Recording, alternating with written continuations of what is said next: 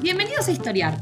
Este podcast fue creado y producido por la ASAI, Asociación Argentina de Investigadores de Historia. Un podcast sobre historia argentina, latinoamericana y mundial.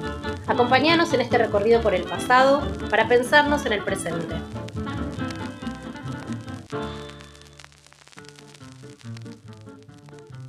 Hola, bienvenidos y bienvenidas a esta nueva edición de Historiar, el podcast de la ASAI. Yo soy Gabriel Di Meglio, director ahora del Museo Histórico Nacional, y hoy estamos con Laura Malosetti Costa, doctora en Historia del Arte por la Universidad de Buenos Aires, investigadora de CONICET y una de las grandes especialistas de Historia del Arte argentino y latinoamericano del siglo XIX, para hablar de su libro, su fascinante libro, Retratos Públicos, Pintura y Fotografía en la Construcción de Imágenes Heroicas en América Latina desde el siglo XIX. Así que, hola Laura, ¿cómo estás? Hola Gabriel, muchas gracias por la invitación.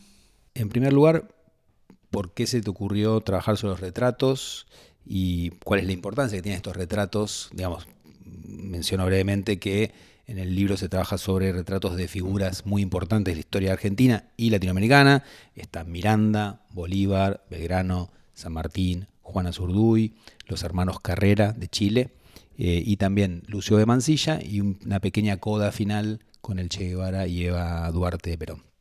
Así que, ¿por qué estos personajes? Bueno, el asunto de los retratos es algo que me obsesiona desde hace muchos años. El libro es resultado de más de 10 años de trabajo, básicamente porque trabajo siglo XIX. Siempre me interesó la circulación de las imágenes fuera del mundo del arte. O sea, primero trabajé en Los Primeros Modernos, que fue mi primer libro que circuló mucho, sobre la construcción de una escena artística en Buenos Aires, o sea, fundar museo, hacer galerías, esas cosas, cómo los artistas lucharon para instaurar un mundo del arte. Y luego me dediqué de lleno al arte fuera del mundo del arte, lo que se ha llamado cultura visual, o sea, el lugar de las imágenes en la vida de las sociedades. Y este libro es resultado de eso, que en el siglo XIX es fascinante, o sea, el lugar de los retratos es fascinante, incluso antes del siglo XIX. Vos pensás que en 300 años el rey de España jamás pisó América, pero la presencia del rey era su retrato. Claro. Y se ponía en los balcones y desfilaban las tropas y se le hacía saludo real. Incluso, como mostró Tom Cummings, el virrey del Perú se ponía el retrato del rey en la cabeza para firmar los decretos y firmaba Esquilca del rey.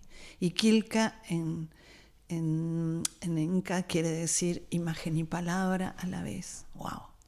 Así que bueno, a partir de ahí yo trabajé además varios años, desde el 2008, en un proyecto enorme que llevó adelante Natalia Magluf desde Perú, sobre el pintor José Gil de Castro, que fue el que hizo los primeros retratos de San Martín, el retrato que más le gustó a Bolívar. Y ahí aprendí un montón, teníamos fondos de la Getty Foundation, así que viajamos por todos lados, fue divino. Y los bicentenarios ayudaron porque ahí trabajé para Uruguay con Artigas y bueno. Y todas estas figuras son además figuras fundamentales en distintas historias nacionales, ¿no? Es decir, entonces decidiste tomar las imágenes producidas en la época sobre ellos y ellas y después también, digamos, su derrotero posterior. Sí, o sea, por un lado, sí, como fue el lugar de las imágenes en tiempos de revolución y guerra, como decía el Perín, ¿no? Que fueron cruciales. Los generales mandaban primero el retrato para conseguir adhesiones, muy fuerte, ¿no? San Martín, por ejemplo, se hizo retratar por lo menos 8 veces por Gil de Castro. Y mandaba a Mendoza, mandaba acá. Bueno. Y por otra parte, me interesó mucho, y aquí mi formación warburgiana con Burkua, ¿cuáles permanecen y por qué? Porque siempre los iconógrafos se preguntaban cuál es el verdadero, y se siguen preguntando. Sí. Y no hay verdad, lo que hay es eficacia. Entonces, y los retratos eficaces no son verdaderos, son inventados todos. Porque además estos héroes, estos líderes, estos próceres, todos no alcanzaron a ser retratados en fotografía, solamente San Martín. Y así todo, la imagen que prevalece de San Martín no es su daguerrotipo. Claro. Entonces, y ahora están tratando de reconstruir con el ADN, 3D, qué sé yo, y son intentos ineficaces, porque hay como una situación de pregnancia en la memoria, hay imágenes que quedan, que triunfan, incluso a pesar de políticas oficiales. Es muy fascinante. Eso es muy interesante. Pero antes de pasar a casos concretos, quería preguntarte, te quería hacer una consulta, que es, una cosa que vos marcás es que los museos, estos retratos, fueron más a los museos históricos que a los museos de arte, ¿no? De la creación de museos de fines del siglo XIX. ¿Por qué ocurrió eso? Bueno, eso es interesantísimo, porque había como una ecuación, ¿no? Si una imagen tiene más de historia o más de arte. Por ejemplo, los retratos de O'Higgins en Chile están en el Museo de Arte. Pero acá hubo una negociación entre los fundadores de los dos museos, porque antes había museos, como sigue habiendo en Colombia, que eran museos, Museo Nacional. Entonces tenían todo en uno. Ciencias naturales, historia, arte, todo mezclado, que eran como los antiguos gabinetes, ¿no? Entonces acá también hubo un museo público y ahí se repartieron las cosas, fueron a parar al Museo de Ciencias Naturales, al Museo Histórico, y después, bastante más tarde, se fundó el Museo de Bellas Artes. Y cuando se fundó el Museo de Bellas Artes, negociaron los dos directores. El de Historia Nacional y el de Bellas Artes. Y se repartieron, ¿no?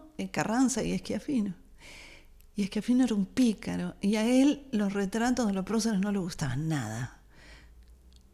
Y a Carranza sí. Carranza era del Histórico Nacional, ¿no? Para los que no sepan. Carranza coleccionó retratos y fue una tarea sistemática la de Carranza. Están ahí, bueno, es tu museo, ¿no?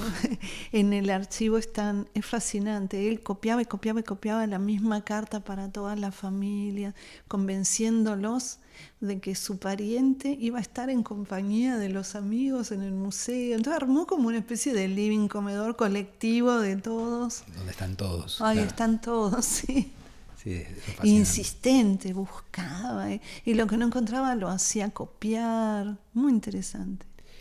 Bueno, te invito a que vayamos a algunos de estos personajes, empezando por los grandes héroes de la historia argentina, porque dado que no tenemos imágenes en un podcast, para que en general quien pasó por la escuela en Argentina conoce estas imágenes, indudablemente hay una pregnancia ahí enorme. Te quería invitar a hablar primero de los retratos de Belgrano, ¿no? Pues esta figura que, siempre se habla que los retratos son muy variados, que a veces no encajan en la imagen heroica más clásica. ¿Qué nos puedes decir de eso? Bueno, ese fue el retrato que trabajé de modo más reciente y en pandemia, porque 2020 fue el año de Belgrano. Y el belgraniano me había pedido que escribiera y yo les había dicho que no, porque no tenía tiempo, porque era complejo, y vino la pandemia. Y entonces me puse a trabajar mucho y empecé por el libro de Alperín, El enigma Belgrano, que es justamente, Alperín dice, no tiene cara, todos los retratos son diferentes.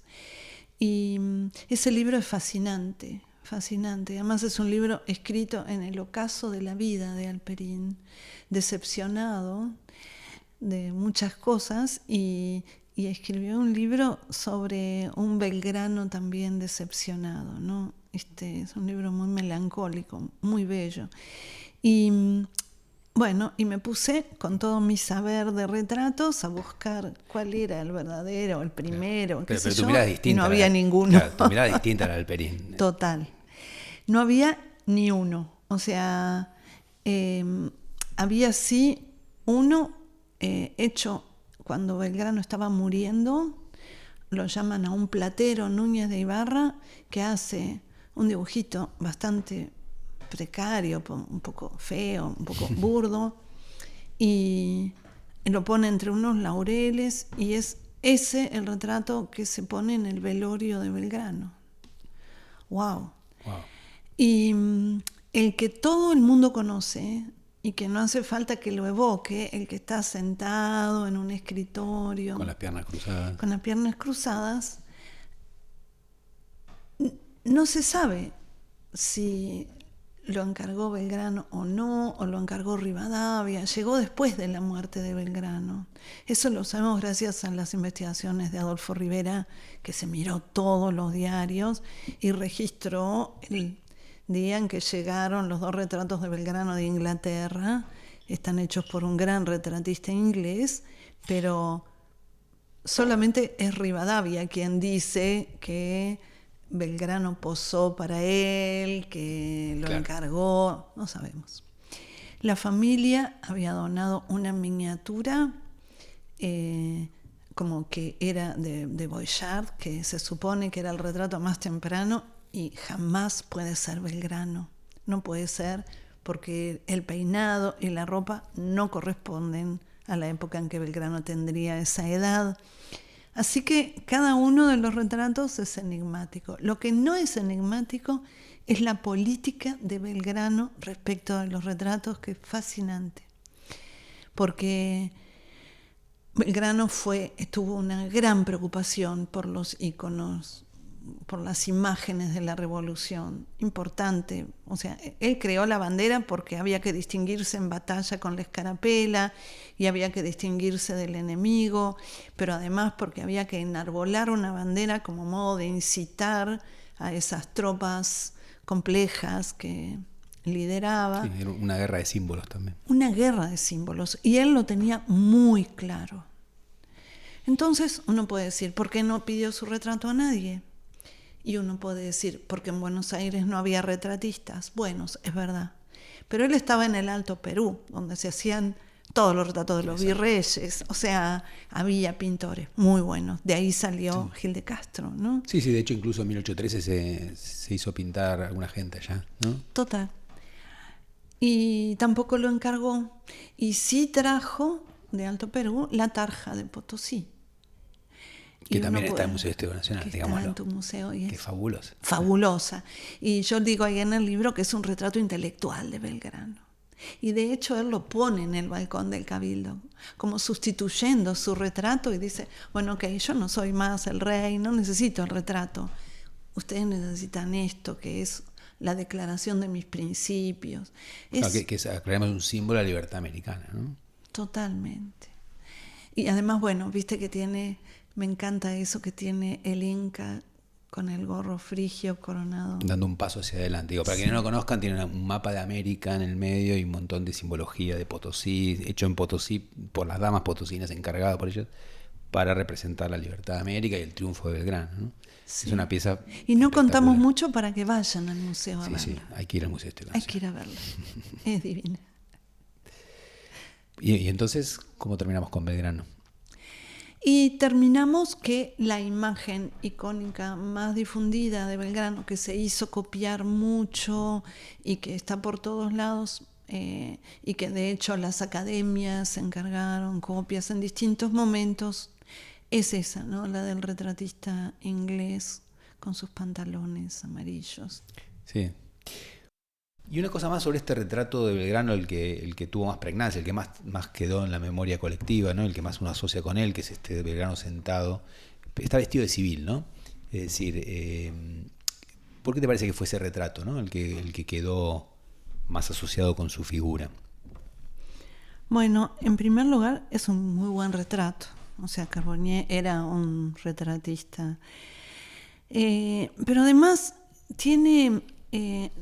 algo en común con otros retratos muy pregnantes de los latinoamericanos como Miranda, que es una cierta melancolía y además una cierta blandura de la figura. O sea, no es un retrato rígido en uniforme con charreteras militares. Y esto tiene que ver también con la figura de Belgrano, la figura que que se construyó de Belgrano, el perdedor de batallas, ¿no? Pero además Belgrano, el que tenía la voz finita, el del que se rió Dorrego, muy fuerte es eso, ¿no? Y esto que dice Alperín, que él era un comerciante de Buenos Aires, era un vecino que tomó las armas, no era un militar de carrera. Y creo que nunca se identificó con ese rol de militar que sí trae San Martín de España cuando llega. Sí, no tuvo educación militar. Claro. Y esto, que en su momento le costó tan caro, creo que hoy es caro, querido por nosotros, ¿no? Claro que es parte de su encanto como personaje. Exacto, y ahí me gusta la palabra compasión, ¿no? Nosotros sentimos pasión compartida con Belgrano, ¿no? O sea, nos hacemos parte de su gesta y de su sufrimiento, ¿no? Gracias, aunque no lo razonemos, gracias a su retrato. Qué bueno. Y ahí tenés, al revés, San Martín. Sí, ahí quería ir ahora, el padre de la patria. Es decir, que además, bueno, en el histórico nacional, digamos, es tremendo su presencia, ¿no? Es decir, y lo que sigue generando en la gente, la admiración que genera y la fascinación que genera como figura, mucho más allá a veces de lo que incluso uno cree que pervive en el tiempo, ¿no? Sí. Como anécdota te cuento que en el museo, en un momento queríamos hacer como alguna intervención sobre el cuarto donde él murió, ¿no? El cuarto de Boulogne-sur-Mer, mostrando cómo se había enaltecido la figura del héroe, y es imposible hacer nada sobre eso porque el peso de la figura es tanta que la gente lo que quiere ver es la cama de San Martín, el cuadro de San Martín, y es muy interesante, la verdad, ¿no? Es muy interesante esa impronta que tiene como figura decisiva para nosotros. Y te quería preguntar entonces porque ahí hay un juego de retratos muy interesante, ¿no? Lo que él mismo hace con sus retratos, que nos hables un poco de eso. Sí, San Martín, a diferencia de Belgrano, era un militar formado, ¿no? Y formado en España, había luchado contra la invasión napoleónica y tenía experiencia, y creo que había aprendido mucho de la figura de Napoleón, o sea, del uso que hizo Napoleón de su imagen y de su presencia y de los uniformes. O sea, él diseña el uniforme de los granaderos a caballo, que es una rareza. Porque yo cuando estuve investigando esto tuve una beca en París y fui al Museo Militar de París y estuve reunida con los expertos en uniformes para ver de dónde venía el uniforme de los granaderos a caballo. Y ya granadero a caballo es un oxímoron porque en general los granaderos eran como figuras como decorativas, no me acuerdo qué término se puede usar, pero eran como uniformes de gala para desfilar. Claro. Y ellos se reían porque lo que hizo San Martín fue un patchwork de uniformes de moda. Fue fantástico, fantástico. Y me decían, este viene de acá, este viene de allá. Y estaban fascinados con los uniformes que aparecen en los retratos de Gil de Castro, ¿no?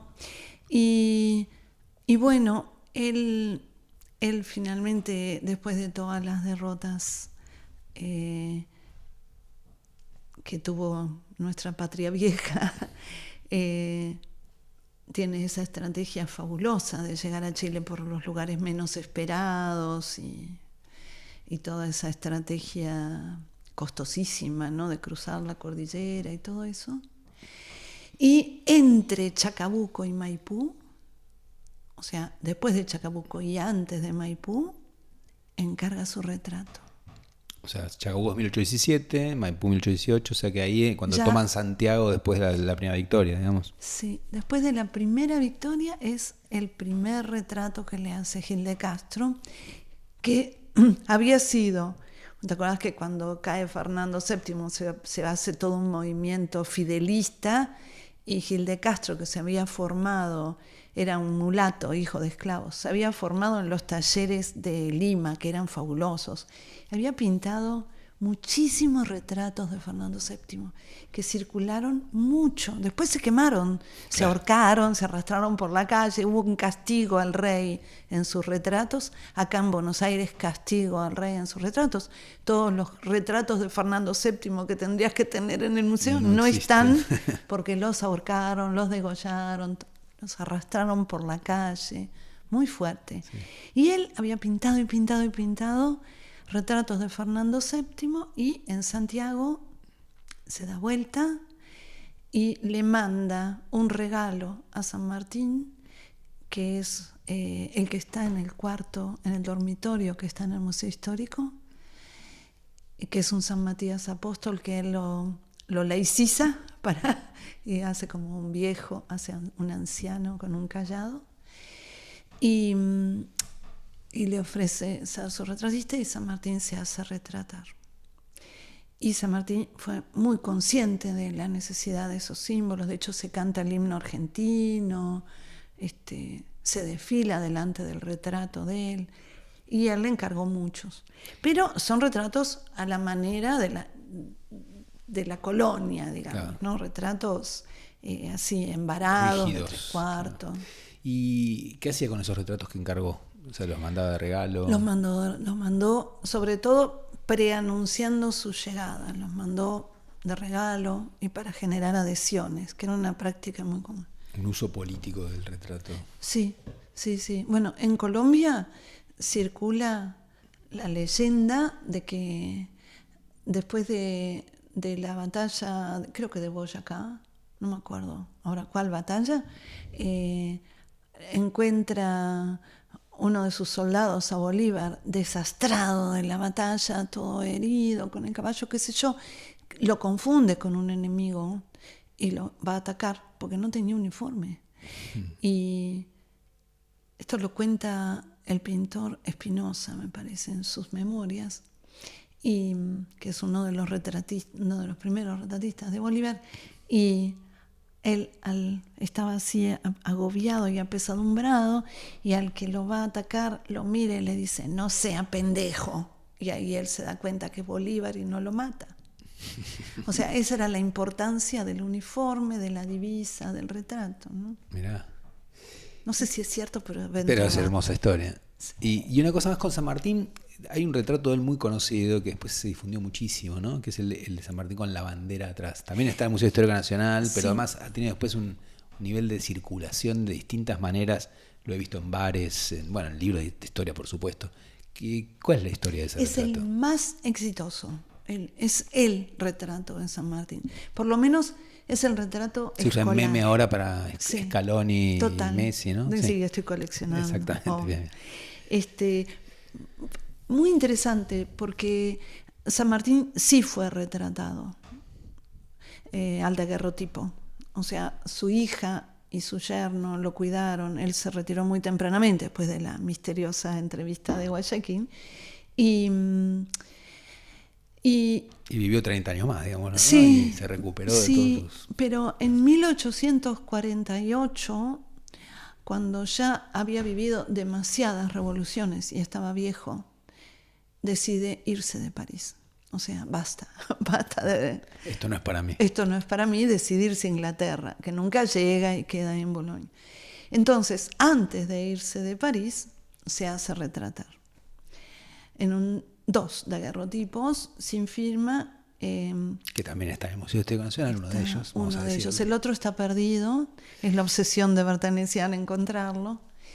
Y ahí está muy viejo y triste. O sea, es un daguerrotipo, una imagen difícil. Muy poderosa esa imagen. Muy poderosa. Potente, sí. Tiene el poder de la fotografía. Esto estuvo aquí. Ese poder de presencia del que habla Barthes, Benjamin, Sontag, ¿verdad? Por eso decía, podemos hablar de todos estos retratos porque la fotografía no existía, si no hubiera sido otra historia, ¿no? Que si se hubiera retratado antes de salir a la batalla, imagínate.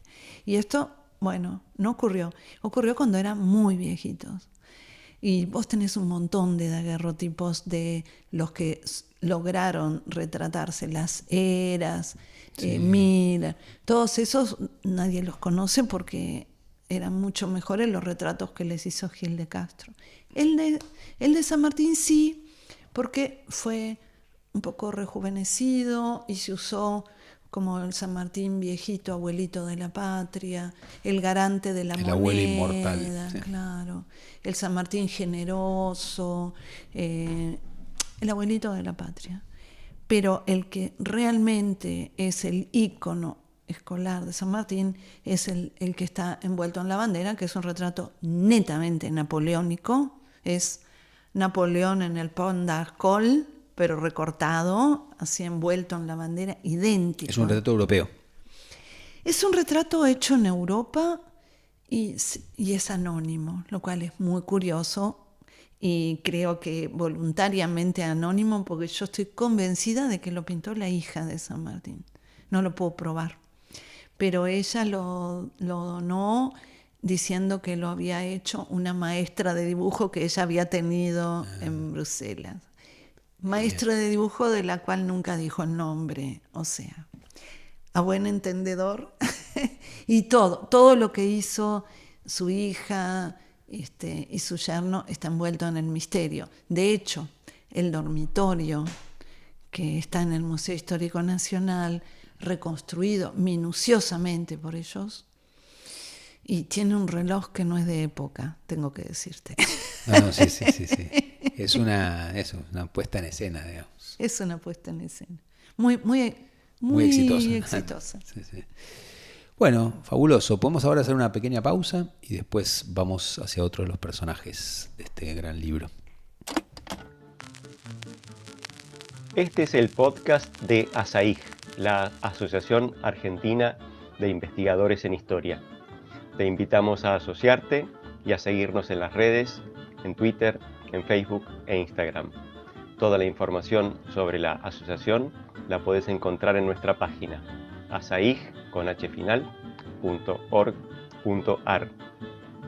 Te esperamos todos los sábados con un nuevo episodio de Historiar, sobre los grandes temas de nuestro pasado, abordados por especialistas e historiadores profesionales de manera cordial pero rigurosa.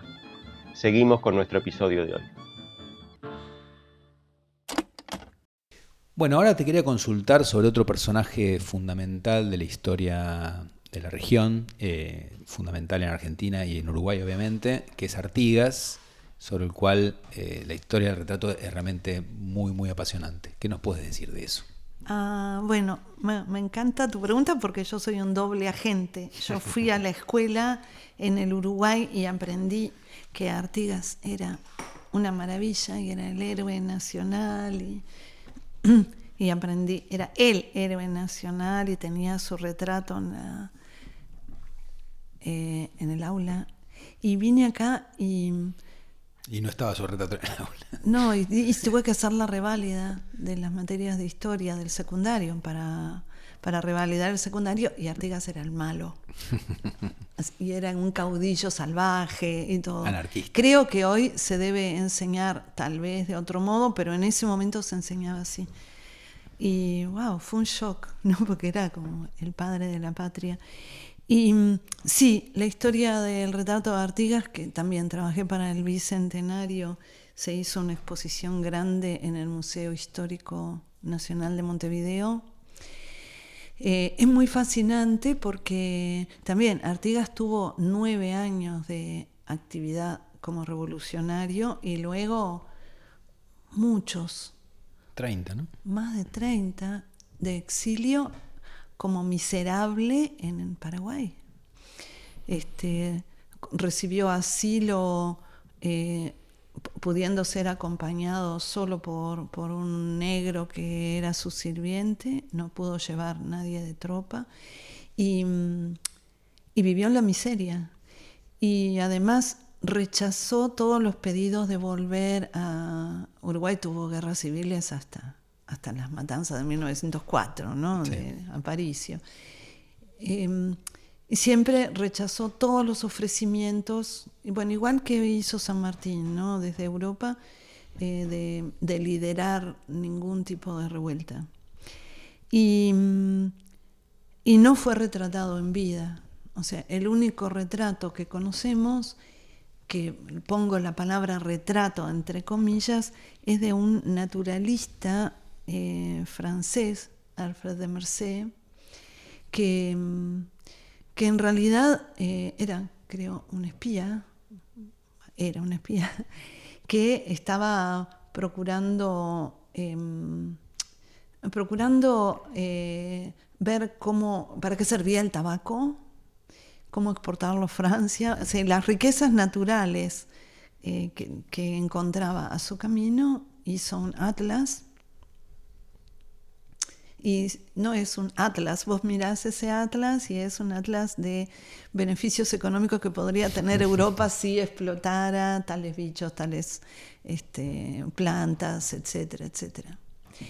Y en ese atlas que hace de Marsay, él se burla del dictador del Paraguay. De hecho, él para en la casa de Bonpland, en el norte argentino, que había sido apresado por el dictador Rodríguez de Francia, y pasa un buen tiempo y hace un retrato de Bonpland muy idealizado y hermoso. Y luego se burla de ese dictador y dice que tenía como ínfulas de ser un gran dirigente, qué sé yo, y dice, sería lo peor que conocí si no fuera porque había un monstruo, no dice la palabra monstruo, pero más o menos asiliado allí, que es Artigas. Entonces hace una descripción de Artigas tremenda, porque dice que fue el jefe de maleantes más salvaje, que incluso había torturas con su nombre, y que no tenía ideales políticos, que era solamente una bestia salvaje. Entonces dice que con Fisonotraso le hizo un retrato. Entonces es un perfil de medalla, como si estuviera retratando, ¿verdad?, con las técnicas de la fisiognomía, o sea, que el alma se descubre en los rasgos, buscando en esos rasgos el monstruo que estaba describiendo, que es un viejito sin dientes, ya estaba, Artigas tenía más de 80 años, totalmente desdentado y cruzado por la subjetividad de este señor que estaba diciendo, miren, acá pongo el perfil de este asesino. Bueno, como era el único que había, ese fue la base de todos los retratos de Artigas. Entonces, todos, incluido Juan Manuel Blanes, pero trataron de rejuvenecer ese retrato, de dulcificarlo, de rotarlo, de adivinar los rangos de Artigas desde allí. Y bueno, ninguno de esos retratos hoy se conoce. Sí ha habido algunos intentos de restituir ese retrato, por ejemplo, cuando se donaron retratos a la Casa Rosada en la época de Cristina Kirchner, se donó el perfil de Marsay. Yo no lo podía creer, porque Uruguayo, era como ¿no? verdadero, sí. Que ahí yo generé una polémica, porque era un absurdo. Porque lo que ocurrió con el retrato de Artigas fue que Juan Manuel Blanes, que estaba obsesionado, o sea, porque hubo como también una obsesión en una nación que se construía alrededor de una figura emblemática que no tuviera imagen, o que tuviera esa imagen tan horrible.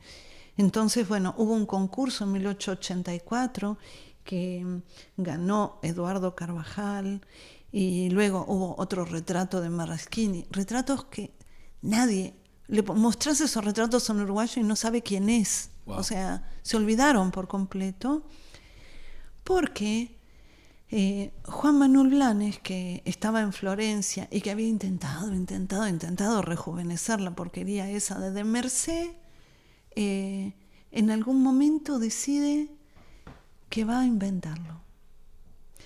Y entonces hace un retrato de otro hombre, que es muy común eso, ¿no? Miranda también era un poeta amigo del pintor, fue bastante común. De hecho, mi tía abuela que vivió en un geriátrico, todo en Uruguay es muy común la cultura de geriátrico, ¿no? De residencial se llama ya. Su compañera de residencial era una nieta de Blanes, sobrina nieta, ¿no? Del hermano Mauricio. Blanes no tuvo hijos. Sí, tuvo 2 hijos, pero no tuvieron hijos.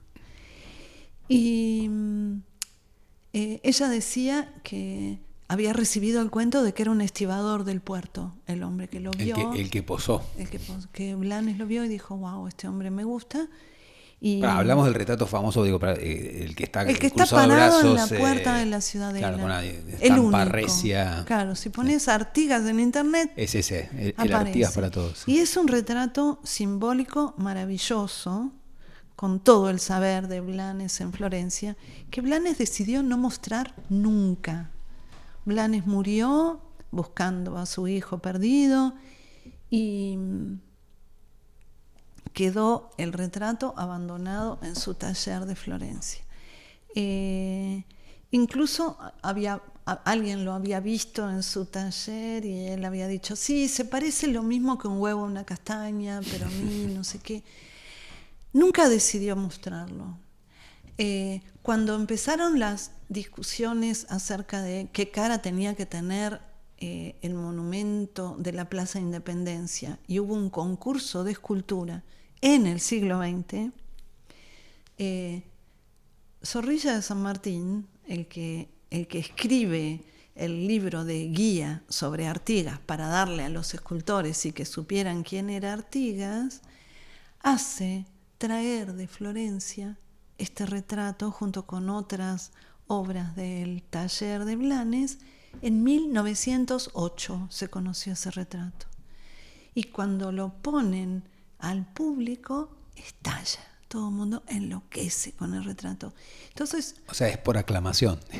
Pero sí, es impresionante. Vos sabés que en Uruguay nadie había trabajado eso. Entonces yo cuando encuentro esta noticia de que había llegado en 1908, voy a la hemeroteca, como hacemos los historiadores, y me encuentro con que todos los diarios lo publican en primera plana. Algunos diciendo, hay que quemar este retrato, que es una porquería. Que no. Y otros que dicen, el retrato de Artigas es maravilloso, ningún otro lo refleja como este, qué sé yo. Y se genera una polémica en la cual los expertos en Artigas del Museo Histórico Nacional desaconsejan comprarlo porque dicen, no es Artigas. No es Artigas. Y el museo no lo compra. Lo compra a un precio muchísimo menor de lo que la familia pedía en 1923. Wow. Y desaconsejan reproducirlo. Y cuando el Ministerio de Educación dice, ¿cuál reproducimos? El Museo Histórico Nacional dice, hay 5. Elijan ustedes. O sea, no hay una decisión oficial. Entonces ponen el de Merced, el de Marrasquini y por último, el de Blanes. Y se impone solo. Se impone por aclamación. Y es hoy el único que existe. Notable. Es muy notable. Y además, por ejemplo, los diarios decían, es un hombre sin ojos, porque está sin terminar. Y en realidad es un Artigas enceguecido por la luz, que era un recurso muy florentino del XIX, lo que aprendió Blanes en Florencia, una luz simbólica que le pega en la cara y le ilumina la cara. Y también es como el amanecer de la patria, ¿no? Y a su vez está parado en el puente de la Ciudadela con las cadenas rotas. O sea, no se va a levantar más esa guerra entre Montevideo y la Campaña. Es un retrato de paz, ¿no? Y además es un retrato ambiguo porque tiene uniforme, pero está de civil. Claro. Está un poquito y un poco. Notable. Bueno, y te quería preguntar por otro personaje que tiene una historia apasionante a nivel retratístico, bueno, y no solamente, que es Juana Zurduy, que además es uno de los pocos personajes femeninos que hay en el libro, ¿no? Junto con Javiera Carrera, bueno, después algo de Eva Duarte. Pero la historia del retrato de Juana es muy interesante, ¿no? Sí. Bueno, en el Museo Histórico Nacional, en tu museo, hay un retrato horrible de Juana, que es una copia de otro retrato que no sabemos dónde está. O sea, la figura de la heroína no existió. O sea, no fue posible en el siglo XIX. O sea, sí fue posible ser dama de la patria.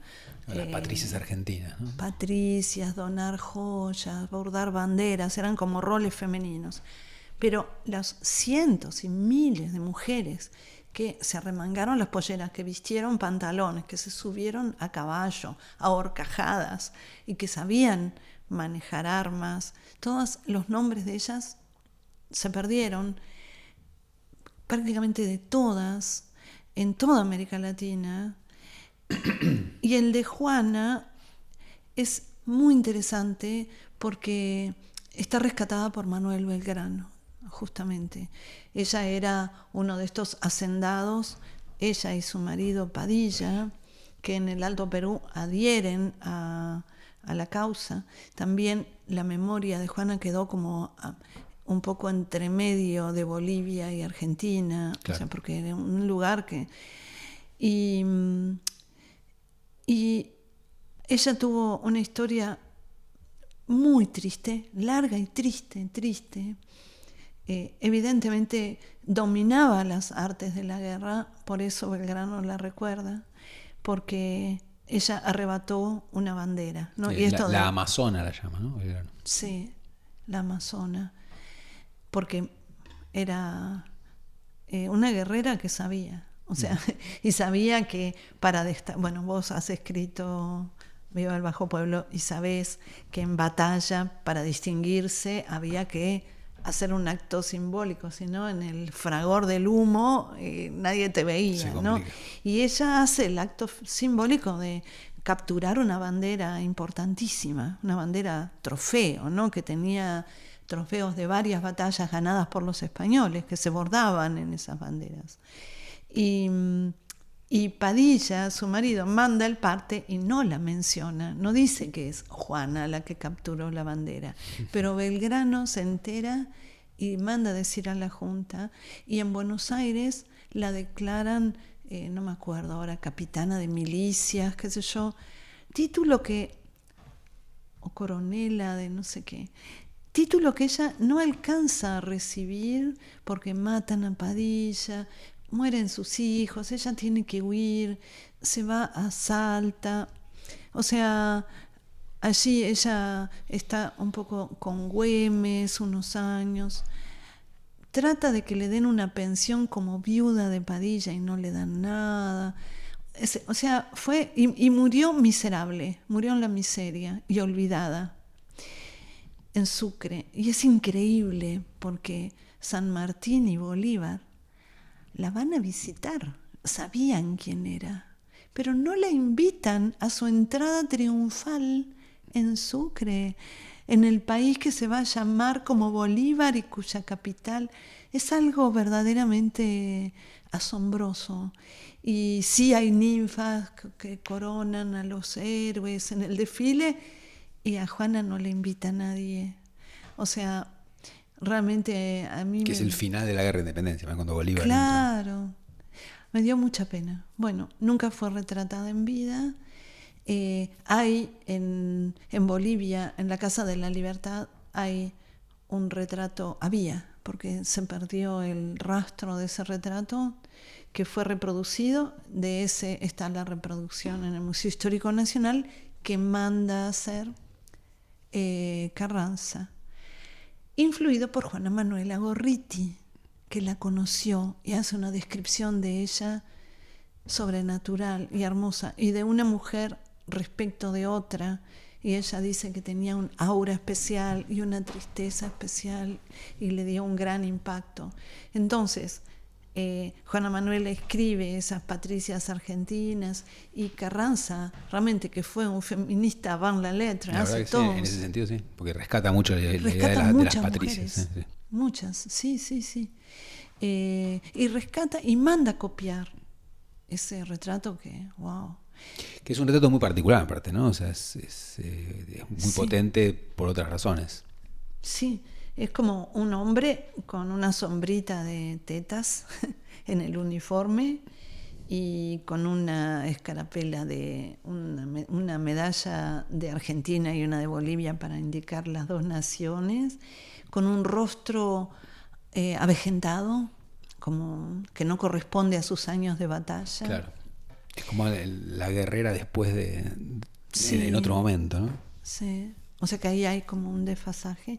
Y luego también una mirada rara, o sea, no es esa mirada de San Martín mirando ideales heroicos, Sí, no o es Artigas épica. mirando el sol, sino que es una mirada como a alguien que está ahí, pero no es el pintor, y tal vez sea una referencia a su marido Padilla, o mirada de desconfianza. Es una mirada rara, baja. Y es un retrato, bueno, todos dicen masculinizado. Es más que masculinizado, es raro, es muy raro. Y muy recientemente, o sea, se encargaron retratos nuevos, modernos. Hubo uno en el 900 también que hizo, en 1900 hizo Carlos Sáenz, también olvidable. Y bueno, y luego vino en los años 80 del siglo XX, la recuperación de Juana. Y hoy, bueno, Balda del Castillo hizo como la imagen de otra vez una chica, otra joven, creo que era una sobrina de él, no me acuerdo, así con cara adusta, pero ya mirando al espectador. Y esa fue la imagen más conocida y la que inspiró a la Juana de Pacapaca, que finalmente es la que hoy, escúchame, cuando se hizo el centenario, el bicentenario en Bolivia, estaba la Juana de Pacapaca en muchos de las publicaciones oficiales. Sí, además ahora ascendió a un lugar mucho más destacado dentro del panteón de héroes, ¿no? Es decir, Sí, a un lugar pero sin imagen, claro, plausible. sí. Lo cual es interesante ahora que se agregó a eso María Remedios del Valle como una, digamos, incorporación súper tardía, ¿no?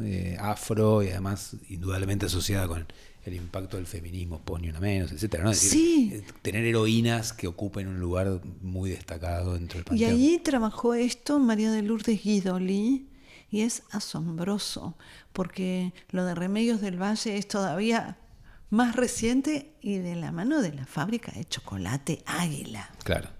¡Wow! Claro, no, eso venía de antes, claro, totalmente, ¿no? Sí. Digo que ahora, como ahora la pregunta por ella es permanente y, Sí, y y no hay más teníamos que la antes. imagen del chocolate, Claro, Gabriel, sí. es muy fuerte. Notable. No, y en Brasil, María Quiteira de Jesús, que se ha ido investigando también, que era afro y vestía uniforme. Muchas se hacían pasar por varón, se cortaban el pelo, como gestos de, a veces, de mujeres que les gustaba, querían ser guerreras, que eran heroicas, pero se disfrazaban de hombre, o que querían ir con su marido, y se disfrazaban de hombre para, como, no sé, qué pensaban ellas, no lo sabemos, qué sentían. Bueno, y podríamos hablar de todos los personajes del libro, pero no tendríamos tiempo. Pero sí quería hacer una última referencia que es muy interesante, un pequeño coda que tiene el libro, que es, te dedicas sobre todo a estas figuras de los periodos tomados como fundacionales de nuestros países sudamericanos. Pero después al final están Eva y el Che, que son figuras muy potentes del siglo XX. En particular la imagen del Che, que fue tatuaje, ¿no? La famosa foto. Quería alguna referencia final para poder terminar este recorrido. Bueno, muchas gracias. Mira, como vivimos en el siglo XXI, en una era de la imagen, de imágenes, una era de retratos, o sea, todo el mundo hace selfies. hay una inmediatez del registro y una facilidad de circulación del registro que pone a los retratos en un lugar inédito de circulación, de volatilidad. Y yo pensaba, mi libro no puede hablar solo a los viejos que les gusta la historia, tengo que tratar Los también nerds. de tener un vínculo con esas sensibilidades contemporáneas y de qué modo, y esto me parecía importante, ¿no?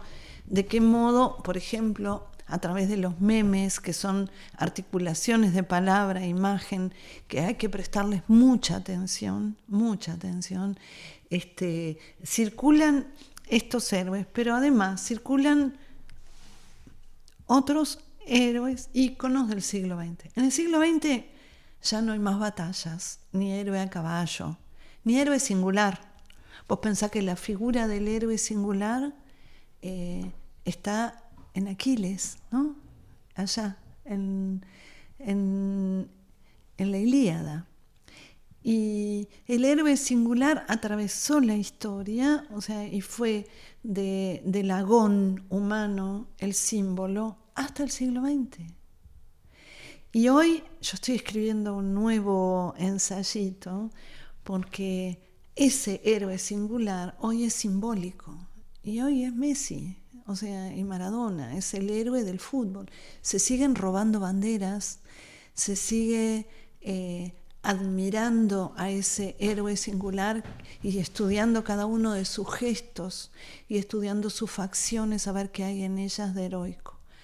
Pero son héroes de batallas simbólicas. ¿Qué ocurrió en las batallas de verdad del siglo XX?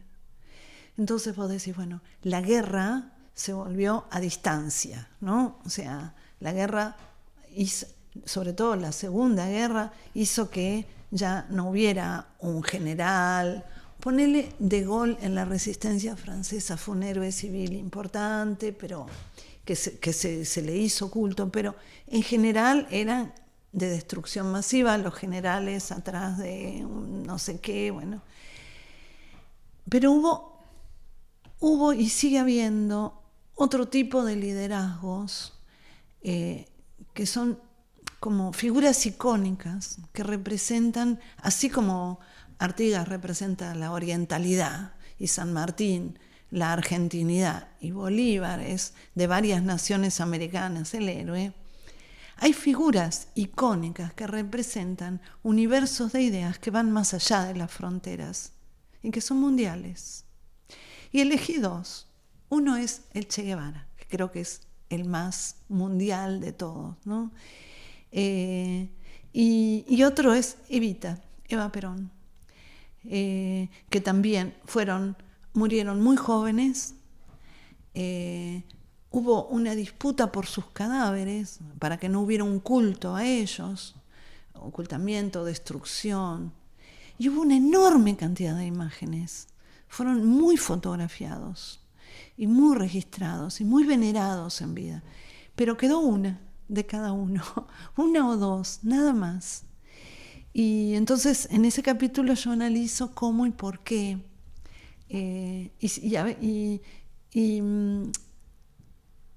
Y no te podría exactamente explicar por qué es Evita la de La razón de mi vida, la de Numa Iriñac, la que más prevaleció,